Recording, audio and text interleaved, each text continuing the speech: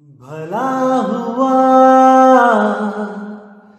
मेरी माला टूट गई, मैं राम भजन से छूटी। भला हुआ मेरी माला टूट गई, मैं राम भजन से छूटी। मेरे सिर से टली बला, भला हुआ मेरी माला टूट गई, मैं राम भजन से छूटी। मैं राम भजन से छूटी। नमस्कार दोस्तों, मैं परमात्मा से हमेशा यही अरदास करूंगा कि आप सबका विवेक हमेशा बढ़ता ही जाए और आप हर एक बात को, हर एक चीज़ को बिल्कुल गहराई से समझें और निष्पक्ष होकर विवेक के द्वारा सत्य असत्य का निर्णय करें। मालिक से हमेशा यही अरदास रहेगी मेरी, क्योंकि दोस्तों बिना विवेक के आपके सामने सत्य पड़ा भी हो तब भी आप उसको पकड़ नहीं पाओगे। विवेक इतनी बड़ी शक्ति है जिसकी कमी के कारण सत्य और असत्य का निर्णय हो ही नहीं सकता। आज मुझे बहुत खुशी होती है, मेरे कुछ दोस्त, मेरे भाई लोग मुझे मेल करके बताते हैं, मैसेज करके बताते हैं, फोन करके बताते हैं कि आपने जब से ये ज्ञान देना शुरू किया है और हमने जब से ये ज्ञान समझना शुरू किया है तो हमें उन वाणियों का भी मतलब समझ में आने लग गया है जो ऑलरेडी हमारे ग्रंथों में, हमारे गुरुओं के द्वारा, हमारे ही सत्संग की किताबों में लिखे हुए थे, लेकिन भेद न होने के कारण हम उसको समझ नहीं पाते थे। लेकिन अब हम जब से ये ज्ञान समझने लगे हैं तब से हर वाणी का निचोड़ हम स्वयं करने लगे हैं। हर वाणी का अर्थ हमें स्वयं समझ में आने लगा है। जैसे कई वाणियों में पहले लिखा होता था आपे में आप समाना, तो समझ नहीं आता था कि ये आपे में आप समाना क्या है। लेकिन जब इस सत्संग के द्वारा सब पता लगने लग गया है तो वो ज्ञान अब आपकी आंखों से निकल के बच नहीं सकता। अब आप उसको कहीं भी परख सकते हो, पकड़ सकते हो। आपे में आप समाना, या अक्षर के आगे नी अक्षर का उजाला, या सोहम जहां पे लिखा है ओहम लिखा है। दोस्तों मैं ओहम को भी बताना चाहूंगा। जैसे सोहम है यानी जो तू सोहम, जैसा तू वैसा मैं, इसी को ओहम भी बोलते हैं, बस भाषा का फर्क है। जो तू सोहम, ओ तू ओहम। पंजाबी भाषा में सो को ओ कह देते हैं। जैसे वो हम भी होता है, वो हम, इसी को ओ हम और सो हम भी बोल देते हैं। जैसे पंजाबी भाषा में कहते हैं वो कहां गया है, तो पंजाबी भाषा में बोलेंगे ओ किथे गया, ओ किथे है, यानी वो और ओ एक ही चीज है। सो ही तो मैं कह रहा हूं, सो ही तो मैं कह रहा हूं, इसको पंजाबी में बोलेंगे ओही तो मैं कह रहा है। ओही, सो ही, ये दोस्तों केवल भाषा का फर्क है, वस्तु एक ही है, एक ही वस्तु है। ओहम कह लो, सोहम कह लो, कोहम कह लो, वो हम कह लो, कुछ भी है, ये आत्मा के ऊपर सांकेतिक ज्ञान बोला जा रहा है। इसको समझो तो आपको हर वाणी बड़े आराम से समझ में आने लग जाएंगी और आप मंत्रों के जाल से निकल जाओगे। जैसे साहिब कह रहे हैं तंत्र मंत्र सब झूठ है, इनमें ना उलझे कोई, और सार नाम जाने बिना कागा हंस ना होए। तो जब तक आप विवेक बुद्धि नहीं लगाओगे दोस्तों, आप नहीं समझ पाओगे इस ज्ञान को। इसीलिए मैं कहता हूं कि विवेक की तलवारें हमेशा तैयार रखो निकाल के, और जैसे ही अज्ञान आता है उसको काट दो। नीर शीर का करे निबेड़ा और कहे कबीर सो हंस है मेरा। नीर और शीर का निबेड़ा आपने ही करना है मेरे भाई। मैं तो आपको केवल विवेक दे सकता हूं। मेरे विवेक के द्वारा आपने ही नीर और शीर का निबेड़ा करना है, कोई और नहीं आएगा बताने आपको। तो वाणी एक होगी, उसके अर्थ आपको 10 बताए जाएंगे अलग अलग गुरुओं के द्वारा, लेकिन ये आपने परख करनी है कि कौन उस वाणी का सही अर्थ कर रहा है विवेक के द्वारा। दोस्तों, 2 तरह के लोग होते हैं, एक होते हैं पढ़े लिखे और एक होते हैं लिखे पढ़े। आज सारा समाज लिखा पढ़ा हुआ पड़ा है। दिक्कत ये आ रही है, लिखा पढ़ा यानी कि जो लिखा हुआ है उसको पढ़ लेते हैं और उसी को सत्य मान लेते हैं, विवेक नहीं लगाते कि जो लिखा हुआ है वो सच भी है कि वैसे ही किसी ने लिख दिया है। और जो पढ़े लिखे होते हैं वो पहले तो पढ़ते हैं, हर चीज को पहले पढ़ते हैं, फिर उसका संशोधन करते हैं, उसमें से सत्य को निकालकर वो लिख देते हैं। सत्य निकाल के लिख देते हैं और असत्य को मिटा देते हैं। वो पढ़े लिखे हैं। तो हमने पढ़े लिखे बनना है दोस्तों, हमने लिखे पढ़े नहीं बनना है। ये आप ही हो जो सत्य और असत्य का निर्णय कर सकते हो। तो दोस्तों, आज जो टॉपिक है हमारा, आज का जो मेन मुद्दा है वो ये है कि कई लोगों की, कई भाई लोगों की, मेरे भाइयों की मेल्स आती हैं, मैसेज आते हैं, वो ये पूछते हैं क्योंकि वो लोग ना थोड़ा भ्रमित हो चुके हैं कुछ नकली आत्मज्ञानियों की वजह से, जिन्होंने उन्हें भ्रम में डाल दिया है कि चेतन, जो हमारे अंदर चेतना है और जो मशीनों के अंदर चेतना है, वो एक सी ही होती है। इसको दोस्तों आज समझना है आपने। वो ये कहना चाहते हैं कि जो सेंसर लगे हैं जैसे किसी मशीन में, और वो सेंसर वर्क करते हैं अपने आप, जैसे मॉल्स में कुछ नल लगे हैं और उस पर आप हाथ जैसे ही सामने लाते हो तो सेंसर उसको डिटेक्ट कर देता है और पानी अपने आप चलना स्टार्ट कर देता है। ये भी वो चेतना कह के समझा रहे हैं कि ये भी एक चेतना है, और जो हमारे अंदर चेतना है उसको भी ये सेम कह रहे हैं। दोस्तों, आज इस पे हम लोग विचार करेंगे कि दोनों में फर्क क्या है, क्योंकि जब तक आपको सत्य असत्य का ज्ञान नहीं होगा आप कंफ्यूज रहोगे। दोस्तों, मैंने आपको पहले भी बताया था कई ऑडियोज में कि 2 तरह की चेतनाएं होती हैं, एक जिंदा चेतना, एक मुर्दा चेतना। आज दोनों में बात करेंगे कि जिंदा चेतना क्या होती है और मुर्दा चेतना क्या होती है। दोस्तों, मैंने आपको एक उदाहरण दिया था कि जिंदा चेतना वो होती है जैसे किसी गली में 4 कुत्ते खड़े हैं और अगर वो, जैसे आप उस गली में जाते हो और आपको कुत्ते काटते हैं तो आप दोबारा उस गली में जाने की हिम्मत नहीं करोगे, क्योंकि आप जीवित चेतना हो, आप निर्णय कर सकते हो कि मेरे लिए क्या सही और क्या गलत है। लेकिन एक रोबोट को हम कोई कमांड देते हैं कि उस गली में जाए और रोबोट पे 4 कुत्ते हमला करते हैं और हम दोबारा उसको कमांड दे देते हैं कि रोबोट को वहां जाए, तो वो डरेगा नहीं, वो सीधे चला जाएगा।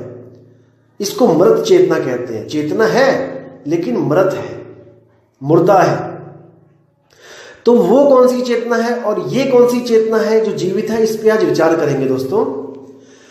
जो जीवित चेतना होती है वो आत्मा की चेतना है, आत्मा की सुरति है, जिसकी वजह से मन और तन दोनों जीवित दिखाई देते हैं, जीवित प्रतीत होते हैं, लेकिन असल में वो दोनों जड़ होते हैं, वो मृत होते हैं। केवल और केवल इस सुरति के द्वारा वो जीवित दिखाई देते हैं।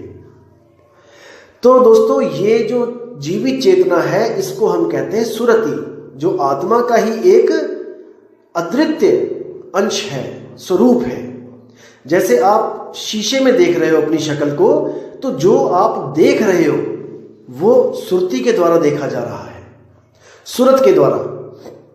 और कई बार होता है कि आप बैठे भी होते हो कहीं पे और सामने वो चीज होती भी है और आपकी सूरत कहीं और होती है और आपको वो चीजें होती हुई भी नहीं दिखाई देती हैं। जैसे मान के चलो कि आप टीचर कोई आपको पढ़ा रहा है और आप सामने बैठे हो उसके, और ब्लैक बोर्ड पे कुछ सवाल लिख रहा है, आपके सामने ब्लैक बोर्ड भी है, टीचर भी है और वो सवाल भी लिखा जा रहा है, लेकिन आपकी जो सुरती है वो कहीं और है, आप कहीं और ही चले गए हो क्लास में बैठे बैठे। तो वो सब सामने होते हुए भी आपके लिए अदृश्य है और आपकी सुरती कहां पे है, जो चीज आप सोच रहे हो। ये जीवित सुरती है दोस्तों, ये जीवित सुरती है। और जो मृत श्रुति है वो क्या है, मृत चेतनता क्या है, वो है इलेक्ट्रिसिटी, वो है एनर्जी। जो एनर्जी होती है जिसके द्वारा हर चीज चल रही है, जैसे रोबोट में हर चीज चल रही है क्योंकि उसमें सेल लगे हैं। बिजली है तो सब कुछ चल रहा है, बिजली नहीं तो कोई सेंसर काम नहीं कर रहा है। जो उसकी चेतना का जो स्रोत है वो है बिजली। बिना बिजली के, बिना सेल के कुछ नहीं हो सकता। जैसे आपका मोबाइल है, वो फेस डिटेक्ट करता है, वो थंब डिटेक्ट करता है, वो पैटर्न डिटेक्ट करता है, सब कुछ डिटेक्ट कर रहा है वो केवल और केवल बैटरी की वजह से। अगर उसमें बैटरी नहीं है तो उसमें लाइट भी नहीं जलेगी, सब कुछ खत्म है। तो वही बैटरी, वही एनर्जी, वो जीवित चेतना से कैसे अलग है, आज इस पे बात करेंगे। दोस्तों पहले आपको बता दूं मैं कि दोनों की डेफिनेशन सेम है, इसको समझो। दोनों की डेफिनेशन सेम होगी बिल्कुल। कैसे? जैसे हम कहते हैं कि आत्मा या आत्मा की सुरति, इसको ना तो कोई पैदा कर सकता है और ना ही इसका कोई नाश कर सकता है। ना तो आत्मा कभी पैदा होती है, ना ही इसका कभी नाश होता है, यानी कि ये इनफाइनाइट टाइम तक जीवित रहती है, हमेशा रहेगी।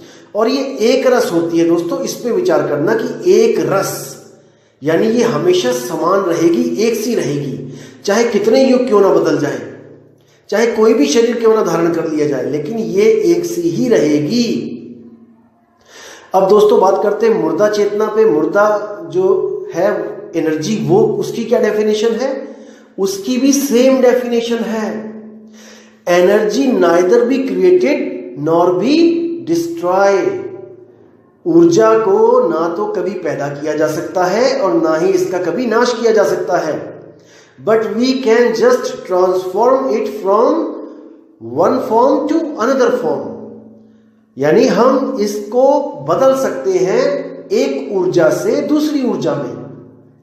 जैसे उदाहरण दूंगा मैं, जैसे sun is the source of energy, जो सूरज है वो स्रोत है एनर्जी का।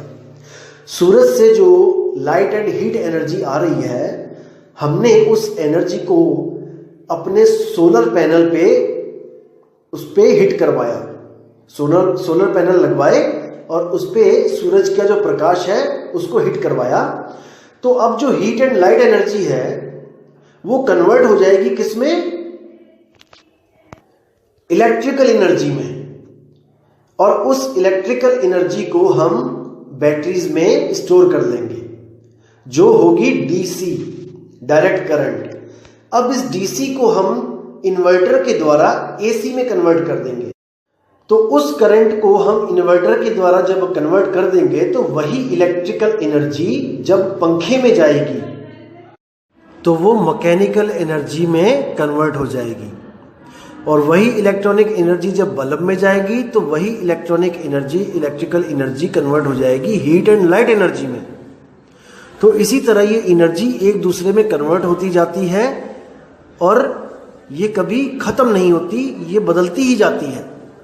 अब इस एनर्जी में और हमारी जो चेतनता है, इन दोनों में बस यही फर्क है कि हमारी जो आत्मा है वो कभी बदलती नहीं है, वो एक रस है।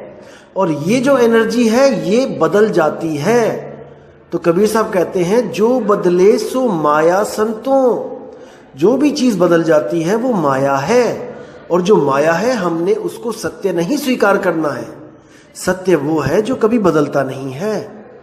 तो इस पे पूरा विचार करो दोस्तों, आपको हर चीज समझ में आएगी। और जो लोग कहते हैं कि अगर रोबोट को मंत्र दे दिया जाए, एक सांस में सोहम और एक सांस में ओहम बोलेगा तो रोबोट भी, उसकी भी चेतना आजाद हो जाएगी, दोस्तों इनसे बड़ा मूर्ख कोई नहीं है इस दुनिया में। क्योंकि वो चेतना जीवित चेतना ही नहीं है, उसको आजादी की कोई जरूरत ही नहीं है। क्या कोई इलेक्ट्रॉनिक चीज आपने देखी है जो मुक्ति के लिए गुरु धारण कर रहा है? नहीं कर रहा है। ये तो केवल जीवित चेतना है, ये इंसान है जो गुरु के लिए, मुक्ति के लिए दर दर भटक रहा है, क्योंकि उसको पता है कि मुझे दर्द होता है, इस चेतना को दर्द होता है भाई, महसूस कर सकता है ये चेतन मन और तन के द्वारा। लेकिन उस चेतन को, जो नकली चेतना, डुप्लीकेट चेतना है, उसको दर्द महसूस नहीं होता है। एक रोबोट को आप कितना भी मारो, कितना भी क्यों ना तोड़ो उसको, लेकिन वो हाय नहीं कहेगा। और आपके अगर कोई एक डंडा मारेगा तो आपके मुंह से हाय निकलेगा। यही फर्क है एक जीवित और मृत चेतना में। दोस्तों, आपने भ्रमित नहीं होना है ऐसे नकली आत्मज्ञानियों की बातें, फिजूल की बातें सुनकर, बिना सिर पैर की बातें सुनकर। आपने संतों पे भरोसा रखना है, आपने संतों की वाणियों पे भरोसा रखना है।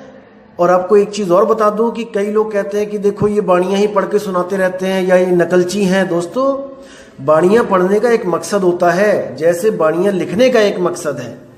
बाणियां लिखने का मकसद ये है कि किसी भी आदमी को वो रास्ता बताया जाता है बाणियों के द्वारा कि वो जिस रास्ते पे चल रहा है वो सत्य है या नहीं है।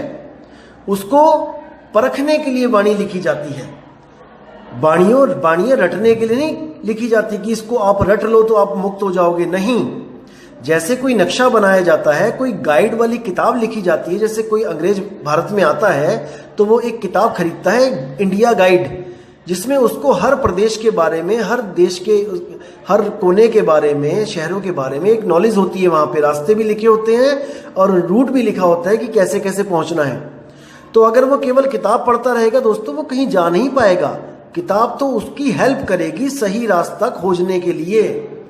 इसी तरह बाणियां केवल हमारी मदद कर सकती हैं हमारे सच्चे अनुभव के लिए, कि हमें जो अनुभव हो रहा है, जो हमारे पास नाम है, वो सच्चा है भी या नहीं, इसकी परख करने के लिए बाणियां लिखी हैं।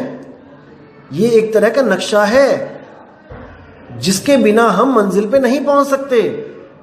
और जो लोग कहते हैं कि आप बाणियां छोड़ दो, आप बाणियां पढ़ के भ्रमित हो जाते हो, दोस्तों वो ये कहना चाह रहे हैं कि आप अपने अपने नक्शे फाड़ दो और आप खुद से खोज करो। दोस्तों, अरबों जन्म लग जाएंगे, अरबों जन्म बिना नक्शे के उस चीज को खोजने के लिए। लेकिन वो सतगुरु एक सैन में ही लिखा देता है जो हमने अरबों जन्म के बाद प्राप्त करना था, और वो भी नहीं कर पाएंगे अरबों जन्म के बाद भी, क्योंकि गर्भ जून में आने के बाद हम सब कुछ भूल जाते हैं। हम शुरुआत से शुरुआत करते हैं। आज एक डॉक्टर मर जाए पीएचडी करके, कोई डॉक्टर लग गया किसी के नाम के आगे पीएचडी करके, वो मर जाए दोस्तों, दोबारा उसको एलकेजी से स्टार्ट करना पड़ेगा। अगर इंसान जन्म मिल गया तो वो यहाँ की सारी पढ़ाई भूल जाएगा। अगले जन्म में दोबारा से जीरो से स्टार्ट करेगा, फिर 99 पे आके फिर मर जाएगा, फिर जीरो से स्टार्ट करेगा, क्योंकि 100 तक तो पहुंच ही नहीं सकते बिना गुरु के। ऐसे ही नहीं लिख दिया संतों ने कि गुरु बिन पढ़े जो वेद पुराना, सार न जाने रहे अज्ञाना। बिना गुरु के वेद पुराण भी पढ़ लोगे, सार नहीं निकाल पाओगे, क्योंकि सार तो सतगुरु आके बताता है। तो दोस्तों, आपने भ्रमित नहीं होना है, ऐसे लोगों से बच के रहना है और उनके ज्ञान को चुनौती देनी है अपने विवेक के द्वारा। अब मैं आपको देता हूं विवेक। आपने क्या सवाल करना है ऐसे नकली आत्मज्ञानियों से? आप सबसे पहले उनको ये पूछो कि आप कहते हो कि हमें खुद को मार देना है, यानी कि आप पूरी तरह से मर जाओ तो आप मुक्त हो जाओगे। तो उनसे पूछो कि भाई, जब हम पैदा नहीं हुए थे, जब प्रथम बार हम इस दुनिया में नहीं आए थे, उससे पहले भी तो हम मरे हुए थे, उससे पहले भी तो हम मुक्त थे। तो जब हम पहले से मरे हुए थे और हमें सुन्न ने जिंदा कर दिया, सुन्न ने हमें पैदा कर दिया, और हम दोबारा से फिर मर जाएंगे, तो क्या गारंटी है कि सुन्न हमें पैदा नहीं करेगा? दोबारा हम पैदा नहीं होंगे? क्या लिखित गारंटी है इसकी? क्योंकि हम पैदा होने से पहले मरे ही हुए थे। तो क्या कारण हुआ कि हमें सुन्न ने पैदा किया और आत्मा खड़ा देखता रहा, हंसता रहा, और आज वो करोड़ों में से, अरबों में से किसी एक आदमी को कहता है कि आत्मज्ञान दे देता हूं, और वो बाकियों को नहीं दे रहा है, पक्षपात कर रहा है वो आत्मदेव। सुन्न के बारे में कह देंगे कि ये एक सनातन प्रणाली है, कोई सनातन नियम है, ये अखंड नियम है, आत्मा के द्वारा बनाए गए नियम है, क्योंकि सुन्न तो जड़ है, चेतन तो आत्मा ही है, आत्मा ही सब कुछ है, तो कानून तो आत्मा ही बनाएगा, सुन्न क्या बनाएगा कानून? भाई, प्रधानमंत्री के आगे एक आम आदमी क्या कानून बनाएगा? कानून तो प्रधानमंत्री बनाएगा ना। तो आत्मा का ही सारे कानून है। ये जितनी भी सृष्टि पैदा हो रही है, ये आत्मा की वजह से ही हो रही है, क्योंकि आत्मदेव स्वयं भूल में है, इसीलिए तो सृष्टि पैदा कर रहा है। और उसके बाद खुद ही कृपा कर रहा है कि तू सृष्टि से बाहर आ जा। अरे हमें डाला ही क्यों है, हमें बनाया ही क्यों है, जो अब कृपा भी कर रहा है आत्मदेव की तू सृष्टि से बाहर आ जा, तुझे मुक्त कर देता हूं। हम पहले ही मुक्त थे, हम आए क्यों, क्या भूल हुई सृष्टि बना के। तो इसको समझो दोस्तों, कबीर साहब साफ साफ कहते हैं पहली साखी बीजक में, पहली ही साखी चेताते हैं वो कि जैया जन्म मुक्ता हता तैया हता ना कोय, और छठी तुम्हारी है जगह तू कहां चला भिगोए। बिल्कुल स्पष्ट कह दिया कि तू कहां 5 तत्वों में भ्रमण कर रहा है, इस देह में भ्रमण कर रहा है, तू विदेही था, तू कहां चला भिगोए। वो जानते हैं कि गलती कहां हुई है, और उस गलती को ठीक करवाने वाला ही सतगुरु होता है, ना कि उस गलती को शाश्वत नियम बता के कह दे कि ये शाश्वत नियम है जन्म और मरण, आप पैदा हुए हो शाश्वत नियम के अनुसार। तो वो आपको भ्रमित कर रहा है दोस्तों, उसको समझो, पकड़ो उसको। आपको एक छोटी सी कहानी सुनाता हूं, आप बहुत अच्छी तरह समझ जाओगे उस कहानी को सुन के कि असल में प्रॉब्लम आती कहां पे है। क्या होता है दोस्तों, एक बार एक दुकानदार होता है और एक उसका खरीदार होता है, जो उसका ग्राहक होता है। वो दोनों बहुत अच्छे मित्र होते हैं आपस में। तो जो कस्टमर होता है वो उधारी लेता है दुकानदार से, और हर महीने वो 1000 रुपए का उधार उससे लेता होता है, और हर साल वो 12 महीने होने पर 12,000 रुपए उसको दे देता होता है। तो क्या होता है दोस्तों कि वो सामान उधारी लेता रहता है, 11 महीने तक लेता है। 12वें महीने में गलती से दुकानदार 1000 की जगह 1100 रुपए लिख देता है, गलती से 1100 रुपए लिख देता है, और हिसाब क्लोज करके इंतजार करता है कि उसका दोस्त आएगा और वो सारे पैसे उसको देगा। और वैसी ही एक किताब कस्टमर जो उसका दोस्त है वो भी अपने घर में रखता है, और जब भी वो उधार लेता था तो उस पे वो दुकानदार के साइन करवा लेता होता है। जैसे 1000 रुपए का उधार लिया तो 1000 रुपए दुकानदार भी अपनी कॉपी पे लिखता था हिसाब किताब में, और जो कस्टमर था वो भी अपनी एक कॉपी लगा रखी थी, उस पे भी 1000 रुपए लिखवा के दुकानदार के साइन करवा लेता था। तो दोनों का हिसाब मैच करता होता था, और दोनों संतुष्ट थे कि हाँ जितना मैंने अपना सामान लिया है उतना ही मैं आपको वापस करता हूं। यानी कोई उसमें मतभेद नहीं होता था, कोई झगड़ा नहीं होता था कि तूने ज्यादा लिख लिया कि मैंने कम दी है।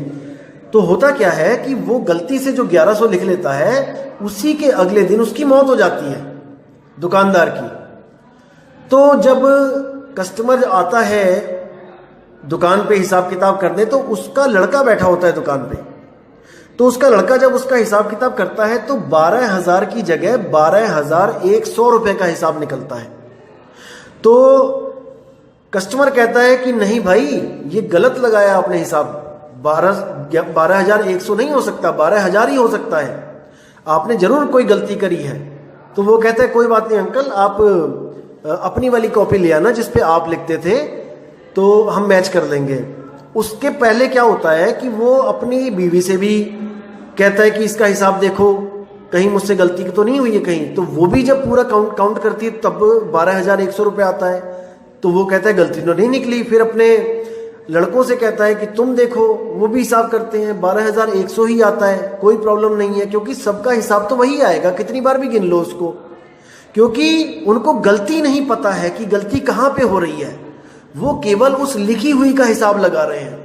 अब जब वो दूसरा बंदा जो कस्टमर होता है वो अपनी कॉपी लेके आता है और उसमें वो दिखाता है कि देखो जहां जहां पे मैंने उधार लिया है आपके पिताजी से मैंने साइन करवाए हैं, जब वो दोनों मैच होते हैं तब उनको पता लगता है कि गलती कहां पे हुई है, और वो उस गलती को सुधारते हैं और उनका हिसाब बिल्कुल डिट्टो सेम आ जाता है। तो दोस्तों यहां से आप केवल इस चीज को पकड़ो कि जब तक आप गलती को सुधारोगे नहीं, आपका हिसाब हमेशा गलत आएगा, चाहे आप उसको 100 बार कर दो। तो हिसाब करने में गलती नहीं हो रही है, गलती लिखने में हुई है, प्लस करने में नहीं हुई है। आप चाहे खुद से प्लस करो, उसको जोड़ो, चाहे कैलकुलेटर पे जोड़ो, चाहे कंप्यूटर पे जोड़ो, लिखा हुआ जो है उसको जोड़ने पर वही आएगा, जो एक बार आएगा वही 100 बार आएगा। लेकिन जब लिखने में ही गलती हो गई है तो भाई गलती जोड़ में नहीं है। इसी तरह जो सुन से पहला जीव जो प्रकट हुआ है, जो कहते हैं नकली आत्मज्ञानी की महाचेतन सत्ता प्रकट हो गई उस शून्य में से। दोस्तों यही तो सबसे बड़ी गलती है, इसी गलती को तो सुधारना है। जब तक इस गलती को नहीं पकड़ोगे, नहीं सुधारोगे दोस्तों, बार बार ये शून्य आपको पैदा कर देगा, क्योंकि आप पैदा होने से पहले भी मरे हुए थे और आज भी आपको यही थ्योरी रटवाई जा रही है कि आपने मर जाना है, मर जाओ। दोस्तों कैसे मरोगे? मर रहे तो पहले भी थे, जिंदा कैसे हो गए? आज मरोगे तो कल को फिर जिंदा हो जाओगे, मुक्ति नहीं मिल सकती। इसलिए कबीर साहब कहते हैं ऐसा गुरु ढूंढ जो तेरी भूल को सही करवा दे, जो तेरी भूल को सही करके उस चीज को सही कर दे, तब तेरी मुक्ति होगी। इसीलिए उन्होंने बोला है पहले भूला ब्रह्म खंडित झाइयापन मानी, जो है सनातन सोई भूला और ये दोनों अज्ञानी। भूल मिटे गुरु मिले पारखी, पारख देई लखाई, कहे कबीर भूल की औषध, पारख सबकी भाई। उस भूल को तभी मिटा सकते हो जब पारख करोगे, परख करोगे, विवेक लगाओगे। इसीलिए मैं हमेशा कहता हूं कि विवेक की तलवारें तिखी कर लो, बिना विवेक के लूटे जाओगे, हर कोई लूट लेगा।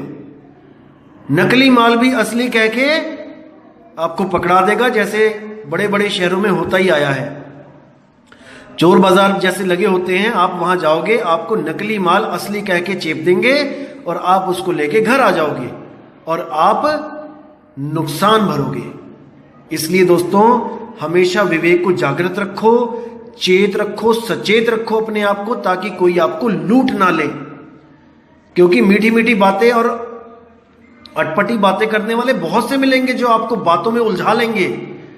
निर्धुन की भक्ति करो, निर्नाद की भक्ति करो, निशब्द की भक्ति करो, और जब आप पूछोगे कि है क्या वो निर्धुन, क्या वो कोई शब्द है, तो कहेंगे शब्द से भी परे। तो कहोगे कोई आवाज है, आवाज से भी परे। कोई कहोगे कोई सुन है, गैप है, उससे भी परे। बस एक ही वर्ड रट लिया है, उससे भी परे, उससे भी परे। अरे भाई बता तो दे क्या है वो। नहीं बताएंगे क्योंकि खुद को नहीं पता। निर्नाद निर्धुन की भक्ति करो। कैसे करोगे? बताओ, भेद बताओ। अरे तुमसे ज्ञान लेने के बाद भी अगर हमें इंतजार करना पड़ेगा तो फिर इससे अच्छा तो हम आत्मदेव से ले लेते डायरेक्ट ज्ञान। आपसे लेने की क्या जरूरत पड़ी हमें? आत्मदेव खुद हमें ज्ञान दे देता। तो दोस्तों भ्रमित नहीं होना है ऐसे लोगों के चक्कर में। है वो मेरा ही भाई, लेकिन अगर मेरा भाई आप लोग का नुकसान करेगा तो वो मेरा भाई नहीं है। मैं आपको सचेत करूंगा उससे, हालांकि मेरी उससे कोई दुश्मनी भी नहीं है, लेकिन मैं उससे बचाने की पूरी कोशिश करूंगा आपको, क्योंकि आप मेरे मालिक के हंस हो। मेरा किसी से कोई बैर नहीं है, मेरा कोई दोस्त नहीं है। कबीर खड़ा बाजार में चाहे सबकी खैर, और ना काहू से दोस्ती ना काहू से बैर। हम सत्य के पुजारी हैं भाई, हम सत्य की बात रखेंगे अपनी परख के द्वारा। अब ये आप देखो कि हम आपके लिए शुभचिंतक हैं या हम आपके दुश्मन हैं, ये आपने देखना है। मैं अपने मुंह से नहीं बोलूंगा कि मैं शुभचिंतक हूं कि मैं दुश्मन हूं। आप मेरी बातें सुनो और आपको लगता है कि आपका कल्याण हो सकता है तो आप अपना शुभचिंतक मानो, और आपको लगता है कि अगर मैं आपका गलत करने जा रहा हूं, हितकारी नहीं हूं, तो आप मुझे मेरा दुश्मन मानो अपना, कोई दिक्कत नहीं है। लेकिन मेरा फर्ज है आपको सत्य और असत्य से अवगत कराना। आपका फर्ज है कि विवेक के द्वारा सत्य को पकड़ना, असत्य को त्यागना, तभी मुक्त हो सकते हो भाई, नहीं तो उलझाने वाले लाखों पड़े हैं यहां पे। अब एक बात और आती है, एक मेल और आई थी, मुझे पूछा किसी भाई ने कि आत्मा क्या जीवित और मृत दोनों इंसानों में है? जैसे कोई आदमी जिंदा है, बातें कर रहा है, तो उसमें भी आत्मा है, और कोई मर गया तो उसमें भी आत्मा है। जैसे इन अज्ञानियों ने, इन नकली आत्मज्ञानियों ने भ्रमित कर दिया लोगों को कि वो मुर्दे में भी है और वो जीवित में भी है। दोस्तों अगर वो मुर्दे में भी है और वो जीवित में भी है तो वहां पे कोई भेद नहीं होना चाहिए था। लेकिन मुर्दा बोल नहीं सकता, पड़ा हुआ है, और जीवित बोल रहा है, खा रहा है, पी रहा है, हंस रहा है। दोनों में बच्चा भी बता सकता है कि क्या फर्क है। इन नकली आत्मज्ञानियों की बुद्धियों पे क्या पत्थर पड़ गए हैं मुझे तो समझ में नहीं आता। असल में ये लोग ब्रह्म को आत्मा समझ बैठे हैं। आपको मैं बता दूं दोस्तों कि ब्रह्म सर्वव्यापी है। ऐसी कोई जगह नहीं जहां पे ब्रह्म नहीं है, चाहे वो जीवित आदमी हो चाहे मृत हो। जिंदा आदमी में भी ब्रह्म है और मुर्दा आदमी में भी ब्रह्म है, क्योंकि ब्रह्म सर्वव्यापी है, आत्मा सर्वव्यापी नहीं है। ब्रह्म की तरह आत्मा सर्वव्यापी नहीं है। इसको गांठ बांध लो आप। आत्मा का भेद बताया जाता है, ब्रह्म तो हर जगह है, भेद बताने की भी जरूरत नहीं है, वो बिना जाने ही सब कुछ है। आप साकार को मान रहे हो तो वो साकार ब्रह्म है, आप निराकार को मान रहे हो वो निराकार ब्रह्म है। दोनों तरह के ब्रह्म है, सर्वगुण भी है निर्गुण भी है। इसीलिए कबीर साहब ने कहा कि सर्वगुण निर्गुण द्वंद्व पसारा और दोनों पड़ गए काल की धारा। ना साकार ना निराकार, परमात्मा ना साकार है ना निराकार है, आत्मा ना साकार है ना निराकार है। आत्मा दोनों से परे शब्द स्वरूप है। इसको समझो, इसको समझ लिया तो भ्रम से निकल आओगे कि परमात्मा साकार है या निराकार है। साकार और निराकार देह के लक्षण हैं भाई, विदेह के लक्षण नहीं है। इस बात को गहराई से समझ लो। तो दोस्तों, उम्मीद करूंगा कि आज के इस ज्ञान से आपके काफी भ्रम के पर्दे उठे होंगे और आप में विवेक शक्ति और बड़ी होगी कि आप सत्य और असत्य का निर्णय कर सको। दोस्तों, मैं बस यही चाहता हूं कि आप इतने विवेकी हो जाओ कि आपको कोई मूर्ख ना बना पाए। आजकल ट्रेंड चला हुआ है कि लोगों को मूर्ख बना के अपनी इज्जत करवाना, अपनी वाहवाही लूटना, चाहे आपको कैसे ही मूर्ख क्यों ना बनाया जाए, चाहे बातों से, साम दाम दंड भेद कुछ भी करके, आपको भ्रमित करके खुद महान बन जाना और सबको अपना गुलाम बना लेना। मानसिक गुलाम। दोस्तों, मानसिक गुलाम शारीरिक गुलाम से भी ज्यादा खतरनाक होता है। जो लोग ये मानसिक गुलाम बनाते हैं लोगों को, ये बुद्धि को कैच कर लेते हैं, अपने इशारों पे चलाते हैं, आपकी विवेक की क्षमता खत्म कर देते हैं। लेकिन मैं कभी नहीं चाहता कि आपकी विवेक की क्षमता खत्म हो। दोस्तों, आप विवेक जगाओ। मैं आपको कोई मानसिक गुलाम बनाने नहीं आया हूं यहां पे कि आप हर चीज मुझसे पूछो कि ये सही है कि गलत है। आप में भी वही शक्ति है दोस्तों जो मुझ में है। बस विवेक जगा लो अपना। एक दीपक बुझा हुआ जब तक ही बुझा हुआ होता है जब तक दूसरा दीपक आके उसको जला ना दे, और जैसे ही दूसरा दीपक जलाता है तो उस जले हुए दीपक में से कुछ कम नहीं होता और उतना ही ज्ञान सामने वाले में प्रकट भी हो जाता है। जैसे आप 100 रुपए में से किसी को 10 रुपए देते हो तो आपके पास वो 10 रुपए कम हो जाएंगे, 90 बचेंगे और सामने वाले के पास 10 हो जाएंगे। लेकिन ज्ञान रूपी जो दीपक है, उस दीपक में से कुछ घटता नहीं है। जितनी लौ पहले थी उतनी ही अब रहेगी और उसमें से उतनी ही लौ किसी और दीपक को दे दी जाएगी, वो भी उतना ही प्रकाशित हो जाएगा। तो दोस्तों, मैं यही चाहता हूं कि आप भी इतने विवेकी हो जाओ कि ऐसे नकली आत्मज्ञानी आपको भ्रमित ना कर पाए, ये फालतू की बातें करके, फिजूल की बातें करके। तो दोस्तों, उम्मीद करूंगा कि आज बहुत ही ज्यादा विवेक आपका जागृत हुआ होगा और मालिक से दुआ करूंगा कि आप ऐसे ही विवेकी होते चले जाओ और आप सत्य पथ पे अग्रसर हो जाओ और मुक्ति की तरफ हमेशा कदम बढ़ाते चलो। तो इसी के साथ दोस्तों मैं विदा चाहूंगा और बहुत जल्दी नई ऑडियो के साथ आपके सामने आऊंगा और बहुत अच्छी वाणियां लेके आऊंगा संतों की, जिससे आपको परख हो जाएगा कि आप सही रास्ते पर हो या नहीं। इसी के साथ दोस्तों मुझे विदा दीजिए। जय गुरु बंदी छोड़ विराग साहिब, जय गुरु बंदी छोड़ मदन साहिब, जय जय सतगुरु बंदी छोड़ सतगुरु सत्य कबीर साहिब की सदा ही जय हो। साहिब बंदगी सतनाम। भला हुआ मेरी माला टूट गई, मैं राम भजन से छूटी। भला हुआ मेरी माला टूट गई, मैं राम भजन से छूटी। मेरे सिर से टली बला, भला हुआ मेरी माला टूट गई, मैं राम भजन से